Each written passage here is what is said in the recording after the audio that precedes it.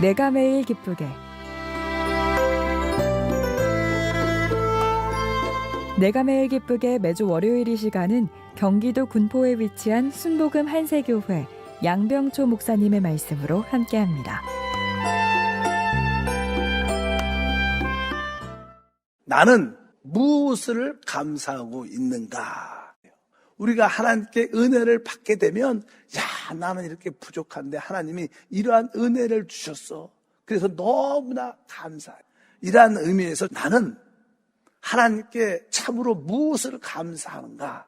첫 번째 은혜의 감사는 하나님이 죄사함을 주셨다는 은혜입니다.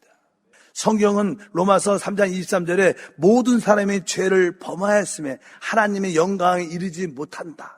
바로 이 사람들의 근본적인 문제는 죄로 말미암아 시작된 것입니다. 그렇기 때문에 우리 깊은 곳에는 두려움이 있습니다. 사람은 죽음에 대한 두려움이 깊은 곳에 있고 결국 심판에 대한 두려움이 깊은 곳에 있습니다. 히브리서 9장 20절에 말씀하죠. 한 번 죽는 것은 사람에게 정한 것이요 그 후에는 심판이 있으리니.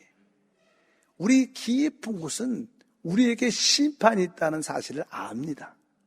그런데 이제 그런 가운데 있던 우리에게 하나님이 빛으로 찾아오시는 거예요. 우리가 하나님을 찾은 게 아니라 하나님이 우리를 찾아오신 줄 믿습니다.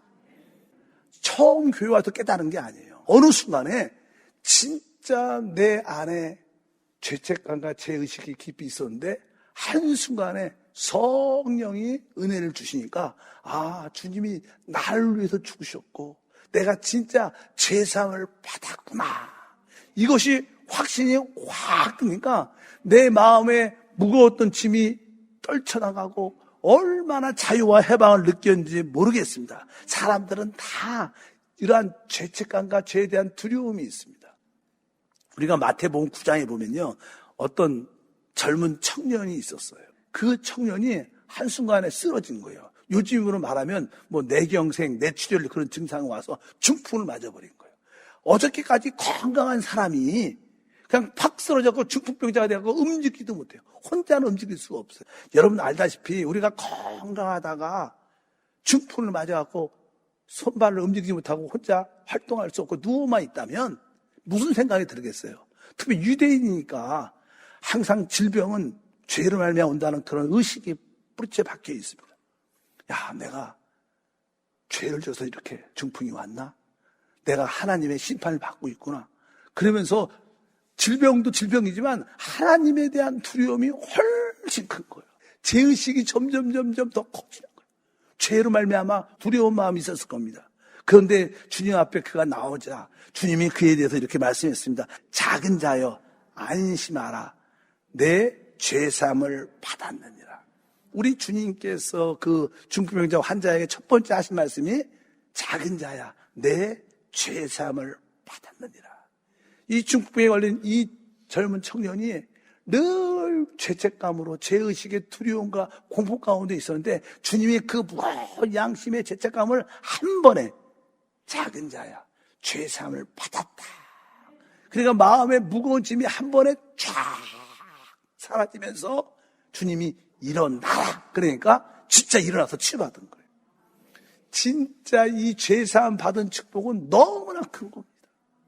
저도 교회를 처음에 다녔을 때 죄사함에 대한 그런 확신이 없었습니다. 근데 어느 순간 성령이 찾아오니까 진짜 내가 죄사함을 받았구나. 예수님이 나를 위해서 십자가에서 피 흘려 죽으셨구나. 그것이 깨달아지면서 얼마나 행복한지. 이게 보통 은혜가 아니구나.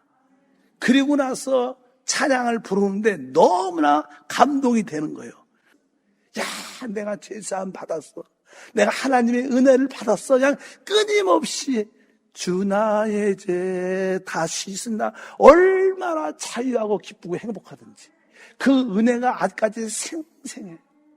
그래서 저는 지금 죄사함 받은 그날을 진짜 하나님께 늘 감사합니다. 두 번째, 제가 살면서 주님이 나에게 주신 두 번째 큰 은혜가 무엇일까? 갈라디아서 1장 15절과 16절 말씀입니다. 그의 아들을 이방에 전하기 위하여 그를 내 속에서 나타내기를 기뻐하셨을 때 이 뒤에 보면 그를, 하나님의 아들을 내 속에서 나타내기를 기뻐했다. 이 의미는 무슨 뜻이냐면 하나님이 기뻐하는 것은요, 우리가 우리 안에 하나님의 아들이 계시다는 것을 깨닫는 것을 기뻐한다는 거예요. 나는 외적인 봉사를 열심히 했는데 하나님은 외적인 봉사보다 바로 하나님의 아들이 네 안에 들어와 있고 너를 대신해서 그분이 사는 거다. 이것을 하나님이 영적인 눈을 열어서 보여주신 거예요. 신앙생활은 외적인 열심을 갖고 하나님을 섬기는 게 아니라 내 안에 영접되신 내 안에 하나님의 아들이 들어와 실제로 계시는데 내가 사는 게 아니라 실제로 그분이 사는 거구나. 그러면서 내 안에 오신, 내 안에 사시는 예수님이 느껴지기 시작했어요. 객관적인 하나님이 아니라 나의 주관적인 하나님. 내 안에 사시는 하나님의 아들 그리스도가 느껴지니까 막 새심이 나고 기쁨이 충만해지는 거예요. 얼마나 행복한지를 몰랐어요. 그래서 이 말씀이 드디어 깨달아졌어요. 갈라디아서 2장 19절과 20절 보니까 내가 율법으로 말미암아 율법에 대하여 죽었나니 이는 하나님에 대하여 살려 함이라. 내가 율법으로 말미암아 율법에 대해서 죽었다. 전에는 내가 하나님의 기록된 계명의 말씀을 지키려고 애를 썼다는 거예요. 근데 신앙생활은 그게 아니구나. 내가 계명을 지키는 생활이 아니라 뒤에 뭐라고 써 있습니까? 바로 20절에 내가 그리스도와 함께 십자가에 못 박혔나니 그런즉 이제는 내가 사는 것이 아니요 오직 내 안에 그리스도께서 사시는 것이다.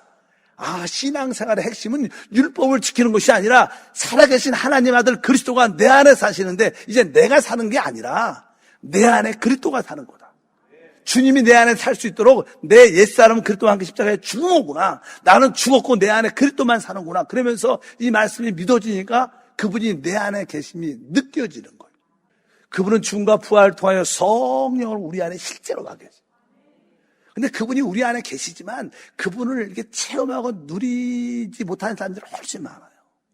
참된 신앙은 바로 우리 안에 사시는 그리스도를 누리는 생활이다. 우리는 그분을 기뻐하면, 우리 안에 계신 그분을 기뻐하면 그분이 우리 안에서 모든 것을 행하셔요.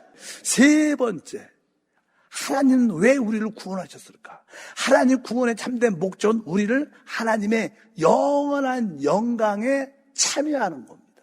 베드로전서 5장 10절에 말씀합니다. 모든 은혜의 하나님 곧 그리스도 안에서 너희를 부르사 자기의 영원한 영광에 들어게 하신 이가. 그러니까 하나님이 우리를 부르신 목적은 하나님의 그 영원한 영광으로 우리를 이끌기 위해서 우리를 부르셨다고 말씀합니다. 그래서 우리는 영광을 위한 상속자입니다. 로마서 8장 10절과 18절에 자녀이면 또한 상속자 곧 하나님의 상속자요 그리스도와 함께한 상속자니 우리가 그와 함께 영광을 받기 위하여 고난도 함께 받아야 할 것이니라. 생각건대 현재의 고난은 장차 우리에게 나타날 영광과 비교할 수 없다. 하나님이 나를 택하시고 부르신 목적은 하나님 영광에 참여하는 영광의 상속자가 나를 부르셨구나 그러면서 하나님의 영광을 보여주셨어요. 나의 삶의 목적이 바로 이것이었구나. 하나님의 영광에 참여하는 것이구나. 이 땅의 모든 삶이 하나님의 영광을 위해서 준비하는 과정이구나. 그러니까 이 땅에서 우리가 고난을 받고 역경과 어두운 환란이 다가올 때 옛날은 왜 나한테만 이런 어려움이 힘듦이 다가오는가 생각을 했는데 하나님의 영광을 보니까 이러한 고난과 환난과 역경이 영광에 참여하도록 훈련받는 거구나. 그러니까 그런 고난과 환난, 역경이 와도 감사할 수 있는 거예요. 그들 두려워하지 않는 거예요. 고난이 다가와도 내가 이 고난을 하나님의 영광으로 승화시키리라.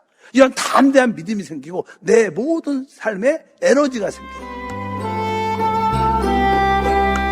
내가 매일 기쁘게 지금까지 경기도 군포에 위치한 순복음 한세교회 양병초 목사님의 말씀 함께 하셨습니다. 방송 들으시고 신앙생활에 도움받기 원하시는 분들은 지역번호 031-427-9195번 031-427-9195 순복음 한세교회로 문의하시거나 유튜브에서 한세 파워 메시지로 검색해 주시기 바랍니다.